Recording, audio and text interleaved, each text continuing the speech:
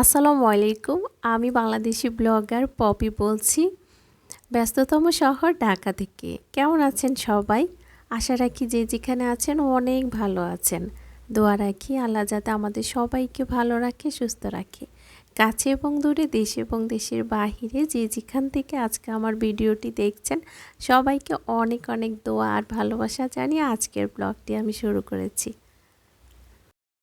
শুরুতে সবাই একটা ছোট্ট করে লাইক দিয়ে দিবেন। আপনাদের একটা মূল্যবান লাইক আমার এই ছোট্ট চ্যানেলটিকে অনেক অনেক দূর এগিয়ে নিতে অনেক বেশি সাহায্য করবে। তো মনে করে লাইকটা দিবেন এবং শুরু থেকে শেষ পর্যন্ত আমার সাথে থাকবেন। আশা করি আমার ভিডিওর কোনো অংশ একটু হলেও আপনাদের কাছে ভালো লাগতে পারে। আজকের ভিডিওটি আমি কিচেন থেকে শুরু করেছি। শীত শুরু হয়েছে আর কি বলবো, গ্যাসের যা প্রবলেম করা শুরু করেছে। কি নাস্তা বানাবো, কি খাবো, খাওয়া দাওয়া শেষ না করেই তাড়াতাড়ি করে রান্নাটা সেরে নিচ্ছি।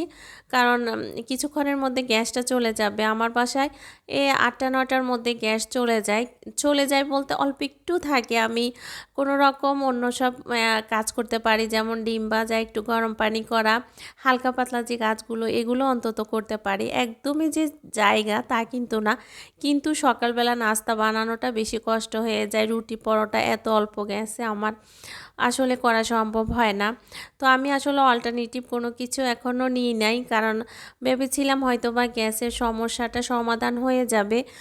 সরকার নাকি এখন নতুন গ্যাসের সংযোগ দিবে, কিন্তু এখন আসলে সেরকম কিছু দেখছি না। হয়তো বা ভবিষ্যতে সেটা দেখতে পারবো, কিন্তু এখন তো চলতে হবে, কি করব বুঝে উঠতে পারছি না। আমাদের কিচেনটা একটু ছোট, আমি এজন্য এক্সট্রা কিছু কিনে যে রাখবো কোথায় সেই চিন্তা থেকে আসলে এখনও ইন্ডাকশান কিনি নাই। তো এখন আসলে যে অবস্থা শুরু হয়েছে, শীত তো মাত্রই শুরু হয়েছে, আর শীত শুরু হওয়ার সাথে সাথে গ্যাসেরও প্রবলেম শুরু হয়ে গেছে। তো পুরো শীতটা তো এখনও বাকি আছে। আমার মনে হয় আরও সমস্যা থাকবে, আরও সমস্যা বেশি হতে পারে। তো দেখি একটা কিছু তো কিনতে হবে।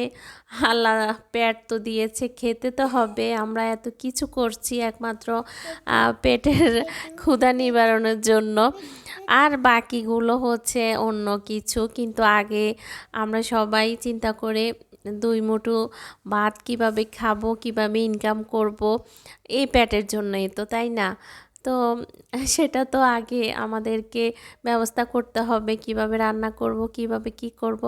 তো যাই হোক, এখন রান্নাটা সেরে নিচ্ছি। অনেক কথাই বলেছি। আজকে আমি কই মাছ দিয়ে বেগুন দিয়ে রান্না করব, সাথে কাঁচা টমেটো। আমার শীত আসা শুরু থেকে কাঁচা টমেটো কিনা শুরু হয়ে গেছে। পাকা টমেটো আয়নের পাপা তেমন একটা কিনে না, কাঁচাটাই আমাদের কাছে ভীষণ ভালো লাগে। তো আমি একদম শুরু থেকে যতদিন কাঁচা টমেটো পাই আমি কিনেই, মানে আয়নের পাপা কিনে আর আমি রান্না করি। আমি আসলে কখনো বাজার হাট কখনো করা হয় না। আয়ানকে যখন একটু কোচিংয়ে থেকে আনতে যাই, তখন পথে যদি একটু শাক টাক পাই আমার কাছে ভালো লাগলে একটু কিনে আনি। এছাড়া আমি আসলে কখনো কিছু কিনি নাই। তো যাই হোক, অনেক আপুরাই দেখি সুন্দর বাজার টাজার করে, সংসারে সব কিছু মেনটেন করে। তো আয়নের পাপা এটা একদমই পছন্দ করে না, যে মেয়ে মানুষ বাজার করবে, এটা ওর আসলে তেমন একটা পছন্দের না। আসলে এটাকে আপনারা কেউ খারাপ দৃষ্টিতে দেখবেন না, এক একজনের মেন্টালিটি এক এক রকম, সেটাই আপনাদের সাথে শেয়ার করলাম আর কি। তো আমি রান্না করে নিয়েছি আর আপনাদের সাথে সেটা শেয়ার করলাম না। রান্না বান্না তো টুকিটাকি এইসব রান্না সবাই করতে পারে, এগুলো আসলে দেখানোর বা বলার কিছুই নেই।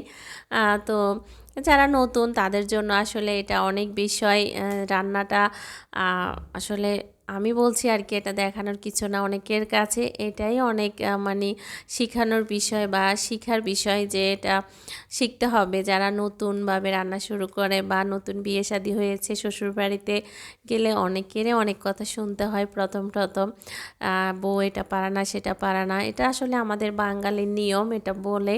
আর আমাদের মেয়েদেরকে এগুলো অনেক মেয়েদের শুনতে হয়, আবার অনেক মেয়েদের এগুলো শুনতে হয় না। তো এই জন্য সব মেয়েদের বিয়ের আগে বা পরে রান্নাটা শিখে রাখা ভালো। এটা নিজের জন্য, অন্য কেউ আসলে অন্য কারোর যে কোনো লাভ হবে তা না, নিজের জন্যই করতে হয় এইসব জিনিস। তো আমাদের সব মেয়েদের এইগুলোর প্রতি একটু যদি একটু আগ্রহ থাকে তাহলে ভালো হয়। পড়ালেখার পাশে যদি আমরা এই সমস্ত কাজগুলো শিখে রাখি আমাদের ভালো হয়। তো আমি আসলে এর মধ্যে মাছের যে তরকারিটা এটা রান্না করে ফেলেছি। আর এখন আমার যা একটু অনেকগুলো ধনেপাতা আনছে, ওইগুলো একটু বেছে নিচ্ছে। আর আমি আবারও আরেকটা তরকারি রান্না করব। তরকারি বলতে টাকি মাছ চচ্চড়ি করব। আমার শীত আসলেই টাকি মাছ, তারপরে পাঁচমিশালি মাছ, এগুলো আমাদের অনেক বেশি পছন্দের। আয়ানের পাপা শীত আসার শুরুতেই ও শুধু এই ধরনের মাছ খোঁজে। তো আমার যা বলে যে ভাবি ভাইয়াকে বলেন এনে দিতে, আমি কেটে কুটে দিব। ছোট মাছ আমি আসলে তেমন একটা কাটতে পছন্দ করি না। আনলে অবশ্যই কাটি না তা না, কিন্তু আমার কাছে ভালো লাগে না। কেউ যদি বাসায় আসে তখন আমি তাদেরকে দিয়ে কাটিয়ে কুটিয়ে নিই। ছোটো মাছ তো আর বাইরে কাটানো যায় না, আর কাটতে গেলেও অনেক টাকা নেয়, আবার অনেকে কেটেও দেয় না। তো অনেক কিছু নিজেকেও একটু মেনটেন করতে হয়। সংসারের যদি খরচ কমাতে হয় তাহলে নিজেকেও সংসারের অনেক কিছু দেখতে হয়, অনেক কিছু বুঝতে হয়। আমরা মেয়েরাই একটা সংসারকে ভালোভাবে মেনটেন করে চালাতে পারি। আমরা যদি অগোছালো বা আমরা যদি বেহিসাবি হই তাহলে সংসার কিন্তু কখনো সুখের বা সংসারে কখনোই উন্নতি হয় না। মেয়েরাই একটা সংসারকে সুন্দরভাবে হ্যান্ডেল করতে পারে। এখানে আমি মাছটাকে ছোট ছোট করে কেটে নিয়েছি, একটু পাতলা করে। শোল মাছ, টাকি মাছ, এগুলো এই সমস্ত মাছগুলো একটু বেশি সিদ্ধ করা লাগে। এগুলো একটু বেশি কষিয়ে কষিয়ে রান্না করলে টেস্ট অনেক বেশি হয়। তো আমি মাছটাকে চুলায় বসিয়ে দিয়ে আমি একটু ছাদে চলে যাব। জলপাইয়ের দিন শেষ হয়ে যাচ্ছে, আমি এখনও জলপাইয়ের আচারে দিতে পারিনি। এবার তো অল্প একটু এনেছে আয়নের পাপা, আমি একটু কেটে তারপরে এগুলোকে সিদ্ধ করে একটু মশলা দিয়ে মাখিয়ে এখন একটু ছাদে দিয়ে দিব। শুকিয়ে গেলে তারপরে তেলের মধ্যে আমি চুবিয়ে রাখবো। সাথে তো মশলা টশলা দিবই, চুলার মধ্যে একটু রান্না করব। আমি টক আচারে বেশি করি, জলপাইয়ের আচার বা আমের আচার আমি সবসময় টক করে থাকি। আমার কাছে টক আচার খেতে ভালো লাগে, বিরিয়ানি বলেন বা খিচুড়ি বলেন এগুলোর সাথে। তো আমার বোন আবার আমার জন্য আচার রেখেছে, এই জন্য আর মিষ্টি আচার আর করব না। আর আমার শাশুড়ি অসুস্থতার কারণে এবার আসলে আচারের প্রতি তেমন একটা মনোযোগ ছিল না, এই জন্য আর দেওয়া হয় না। শীতের দিন এত ছোট, এদিক সেদিক না ঘুরতে দিনটা শেষ হয়ে যায়। এই জন্য সকাল সকাল তাড়াতাড়ি ঘুম থেকে ওঠার চেষ্টা করি। আর আয়ানকে তাড়াতাড়ি গোসলটাও আমি সারিয়ে দিই।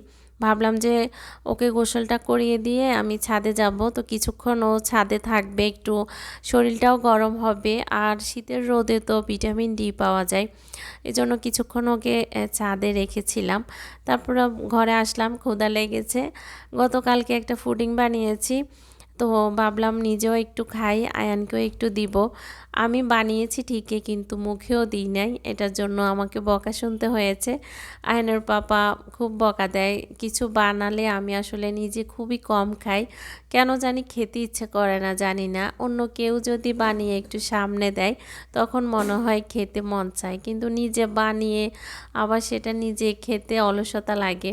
জানি না এটা কারোর বেলা হয় কি না, কিন্তু এটা আমার বেলা বেশি হয়। আর এই জন্য আয়নের পাপার বকাও শুনতে হয়, বলে যে কিছু বানানো লাগবে না, ঘরে বানিয়ে যদি নিজে না খাও তো বানানোর দরকার কি, কষ্ট করে বানাও, নিজে মুখে দাও না। তো ভাবলাম না, আজকে না খেলে রাত্রে আয়নের পাপা বাসায় আসলে বকা দিবে, একটু খেয়ে নিই। আসলে পুডিংটা বেশ মজা হয়েছে, আর চিনিটাও কম হয়েছে। আমি সবসময় মিষ্টি জাতীয় খাবারের মধ্যে এখন চিনিটা একটু কমই দিই, কারণ আয়নের পাপা চিনিটা খেতে পারে না, ওর প্রবলেম আছে। এজন্য চিনিটা কম দিয়ে বানাই যাতে ও খেতে পারে। আর এখন আমিও আসলে চিনিটা একটু অ্যাভয়েড করি।